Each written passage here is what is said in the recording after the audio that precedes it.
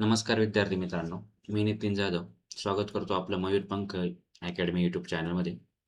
आता एम-पी-एस-सीकडे सरळ सेवा केलेल्या आहे आपल्याला सगळ्यांना माहिती आहे. आता एम-पी-एस-सी सरळ सेवेच्या सगळ्या परीक्षा घेणार आहे आणि सरकारने आधीच घोषित केलं आहे की 50 ते 60 हजार पर्यंत जागा असणार आहे सरळ सेवेमध्ये. मग याचा नेमका अभ्यासक्रम असणार आहे, त्याची तयारी आपल्याला कशी करावी लागणार आहे, त्याचा स्टडी प्लॅन काय असणार आहे, हे सगळं आपण समजून घेणार आहे. तर मी माझा परिचय करून देतो आधी. माझं नाव नितीन जाधव. मी इकॉनॉमिक्समध्ये पोस्ट ग्रॅज्युएशन केलं आहे. एम-पी-एस-सीचं करिअर जर म्हणजे लक्षात घेतलं, तर मी 2 वेळा राज्यसेवा मुख्य परीक्षा आणि 1 वेळा कंबाईनची मेन्स दिलेली आहे आणि 2 वर्ष मी शिकवलेलं आहे. तर मी तुम्हाला आता सरळ सेवा आणि एम-पी-एस-सी कंबाईनचा अभ्यासक्रम म्हणजे शिकवणार आहे डिटेलमध्ये खूप कन्सेप्ट शिकवणार आहे यूट्यूब चॅनलवर आहे. तेव्हा तुम्ही या यूट्यूब चॅनलला सबस्क्राईब करा. आता जाहिरात कधीपर्यंत येईल? हे आपल्याला अजून काही माहीत नाही आहे, की सरळ सेवेच्या जाहिराती अंदाजे कधी येतील. सरकारने यावर्षी घोषणा केली होती, की खूप जास्त जागा भरण्यात येणार आहे. पण अजून तसं काही ॲड आलेली नाहीये. पण लवकरच ॲड येईल, हे आपण असं समजू की लवकरच ॲड येईल आणि ॲडमध्ये चांगल्या जागा पण असतील.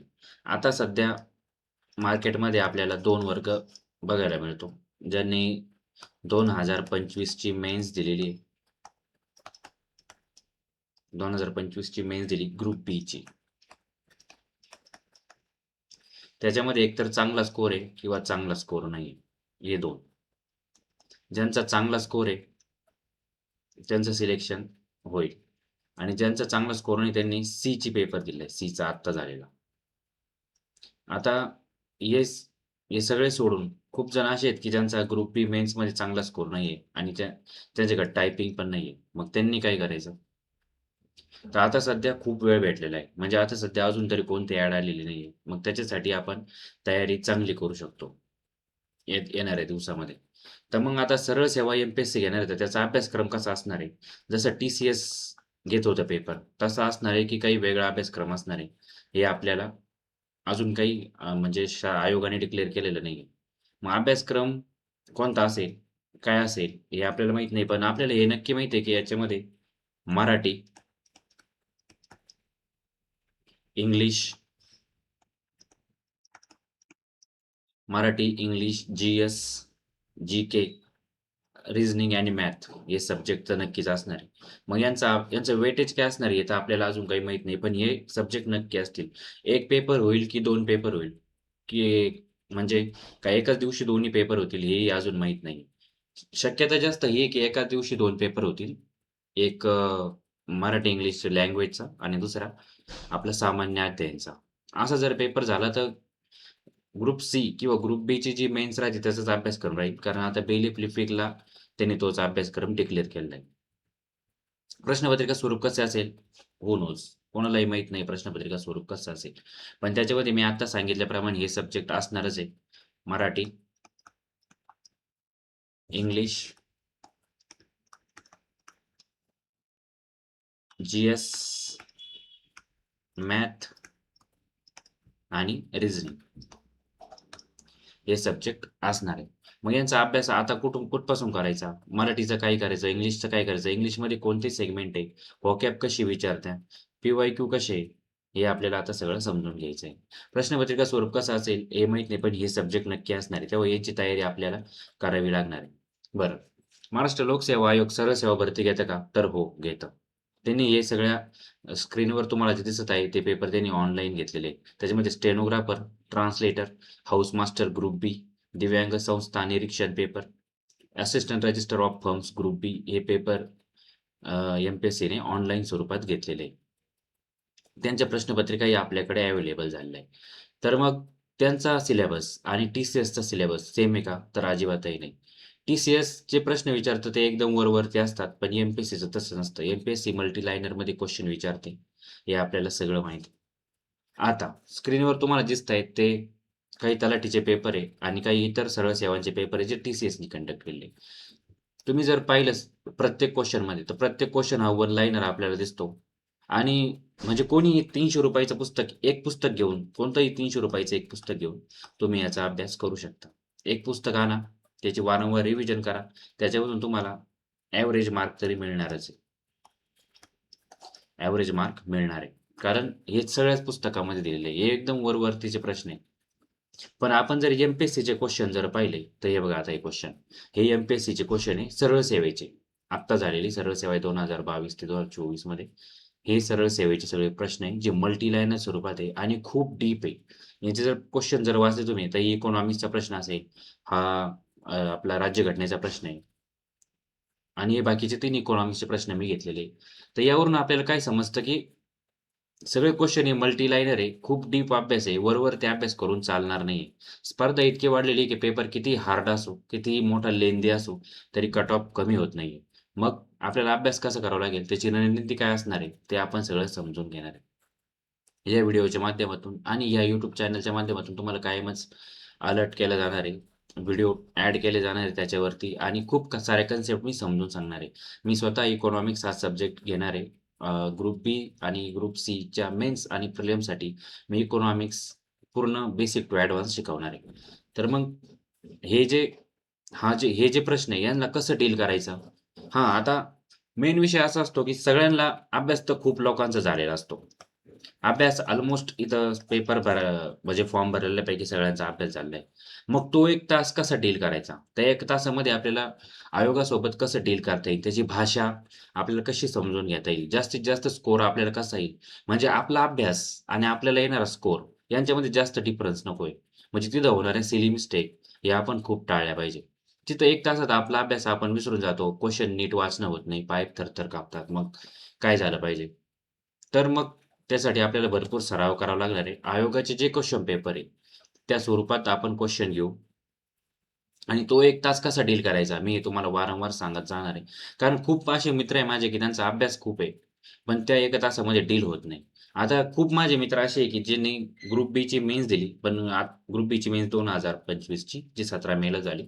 पण आत्ताचे ग्रुप बीला ते फेल झालेले. म्हणजे 2 मार्क, 2.5 मार्क असा त्यांचा स्कोर राहिला आहे. का बरं? पेपर तर सोपे होते, पण 7-8 सिली मिस्टेक सगळ्यांनीच केलेले. तर मग ते कसं वाचवता येईल आपल्याला? आपला स्कोर कसा ॲग्रीगेट करता येईल, हे सगळं आपल्याला पाहायचंय. हे सगळे क्वेश्चन आपण सगळे क्वेश्चन घेऊ. त्याच्यामधून मी तुम्हाला व्यवस्थित सांगतो सगळं. सरळ सेवेचा सगळा अभ्यासक्रम मी शिकवणार आहे. म्हणजे जी-एस जो असणार आहे, जी-एस पूर्ण मी शिकवणार आहे.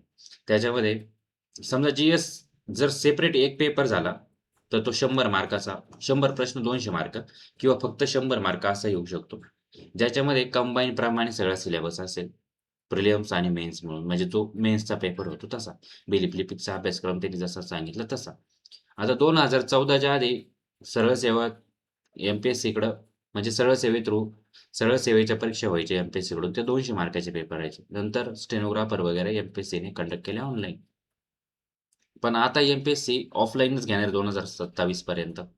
त्यांनी ऑगस्ट 2027 पर्यंत डिक्लेअर केलं. मग तोपर्यंत जर ॲड आल्या, तर त्याचा सिलेबस काय असेल, स्ट्रक्चर काय असेल, हे आपल्याला माहीत नाहीये. पण मराठी, इंग्लिशचं जर त्यांनी म्हणजे लँग्वेजचा जर एक पेपर बनवला, लँग्वेज इकडे लिहू आपण लँग्वेजचा जर एक पेपर बनवला आणि जी-एसचा जर एक पेपर बनवला, तर असे 2 पेपर 400 मार्क किंवा 200 मार्क असं जर ठरवलं, तर जी-एसला भरपूर वेटेज असणार आहे. आणि टी-सी-एस प्रमाणे जर ठेवलं, तर 25% जी-एसला वेटेज असणार आहे. 25% ही खूप झालं. पोस्ट मिळण्यासाठी 1% पण खूप असतं. तर मग ते 25% किंवा इकडचे 50% हा पूर्ण सिलेबस मी तुम्हाला शिकवणार आहे विथ डिटेल. त्यांचे क्वेश्चन कसे येतात, तो 1 तास कसा डील करायचा. तुम्ही या चॅनलसोबत जोडलेले राहा. मी तुम्हाला सगळं समजून सांगेल. एक्झाम सब्जेक्ट मी आधी सांगितल्याप्रमाणे इंग्लिश, मराठी, मॅथेमॅटिक्स, रिझनिंग आणि जनरल स्टडीज. इंग्लिशमध्ये ग्रामर, कॉम्प्रिहेन्शन आणि व्होकॅब हे 3 येतात. त्याच्यामध्ये ग्रामर किती मार्काला? तर ग्रामर 50 मार्काचा जर क्वेश्चन असेल, म्हणजे 50 मार्काचा जर क्वेश्चन पेपर असेल, तर त्याच्यामध्ये 30 म्हणजे 25 ते 30 पर्यंत ग्रामरचे क्वेश्चन व्हेरी होते. कॉम्प्रिहेन्शन 5 मार्काला राहतं आणि उरलेली व्होकॅब्युलरी. तर व्होकॅब्युलरीचं जर आपण बघितलं तर पी-वाय-क्यू त्याच्यामध्ये जास्त केले पाहिजे कारण पी-वाय-क्यू खूप कॉपी होताना आपल्याला दिसतात आणि ग्रामर डीपमध्येच पाहिजे. मराठीचंही तसंच आहे. मॅथ आणि रिझनिंग हे 2 सब्जेक्ट. मॅथ, रिझनिंग, सायन्स आणि करंट. आयोगाचा जर करंटचा जर पाहिला आपण तर ते 2-3 वर्षाचे करंट विचारता एवढं करणं कोणालाही शक्य नाही. म्हणजे आपण काय-काय करणार? त्याच्यामुळे मॅथ, रिझनिंग हे तुमचं चांगलंच असलं पाहिजे. त्याचे सूत्र वगैरे पाठ असलेले पाहिजे. डेली प्रॅक्टिस तुम्ही केली पाहिजे. जनरल स्टडीमध्ये बाकीचे सब्जेक्ट जे आपण खूप डिटेलमध्ये शिकवणार आहे आणि खूप डिटेलमध्ये म्हणजे आपल्याला तज्ञ नाही बनायचं आहे. फक्त आपल्याला पेपर कसा काढता येईल, पेपरच्या हिशोबानेच आपल्याला सगळा अभ्यास करायचा आहे. तज्ञ होऊन चालणार नाही, कारण आपल्याला खूप कमीत कमी वेळात इथून बाहेर पडायचं आहे. कारण आता नंतर ऑनलाईन होणार. ते आपल्याला परवडणारं नाहीये कुणालाही. ऑनलाईनचे पेपर ते नॉर्मलायझेशन वगैरे त्या फंद्यात आपल्याला पडायचंच नाहीये. आपल्याला या इथून जर लवकर निघून जायचं असेल, तर कमीत कमी अभ्यासात लेस इज मोर. कमीत कमी अभ्यासात आपल्याला जास्तीत जास्त कसं इनपुट मिळेल आणि आपला वेळ वाचून आपण कसं बाहेर पडू. आपल्याला ते मी सगळं सांगणार आहे. जी-एसमध्ये हे सब्जेक्ट असतील, ते मी तुम्हाला डिटेलमध्ये शिकवेल. भारतीय अर्थव्यवस्था हा विषय मी कंबाईन ग्रुप बी आणि ग्रुप सी साठी विथ डिटेल शिकवणार आहे. भारतीय अर्थव्यवस्था. त्यामुळे या चॅनलला जॉइन राहा. या चॅनलमध्ये तुम्हाला डेली व्हिडिओ पडतील. याच्यामध्ये इतिहास, इतिहास, भूगोल, पॉलिटी चे डेली अपडेट मी देत जाणार आहे. म्हणजे रोज एक छोटा-छोटा टॉपिक मी शिकवणार आहे या 3 विषयाचा. रविवारी मी इकॉनॉमिक्स घेणार आहे, कारण इकॉनॉमिक्सचं असं असतं मुलांचं, की इकॉनॉमिक्स मुलांना समजायला खूप अवघड जातं. आणि इकॉनॉमिक्सच्या कन्सेप्ट, इकॉनॉमिक्सचा डाटा कोणता पाठ केला पाहिजे. तिथले म्हणजे इकॉनॉमिक्स अर्थशास्त्राचे जे शब्द असतात, ते थोडे वेगळे असतात. मग तिथं कसं आपण डील केलं पाहिजे, कोणता शब्द इंग्रजीमध्ये वाचला पाहिजे, इंग्रजीमध्ये वाचून आपल्याला कसं उत्तरापर्यंत जाता येईल, हे सगळं मी रविवारी स्पेशली इकॉनॉमिक्ससाठी ठेवणार आहे. आणि बाकीचे जे सब्जेक्ट आहे आपले जी-एसचे, ते रोज एक सब्जेक्टचा मी चांगला व्हिडिओ बनवून त्याची डिटेल्स सहित मी तुम्हाला टाकणार आहे. आणि कंबाईन ग्रुप बीसाठी फक्त अर्थशास्त्र हा विषय मी घेणार आहे विथ डिटेल. त्यामुळे या अकॅडमीवर, या चॅनलवर तुम्ही लॉग इन राहा. चॅनलला सबस्क्राईब करा. आपलं टेलिग्राम चॅनल आहे मयूरपंख अकॅडमी नावाने. त्यालाही तुम्ही लॉग इन व्हा. त्याला सबस्क्राईब करा. त्याच्यावर मी डेली क्वेश्चन आणि काही स्ट्रॅटेजी असेल, तर ते मी टाकीत जाणार. त्यामुळे या चॅनलला सबस्क्राईब. धन्यवाद.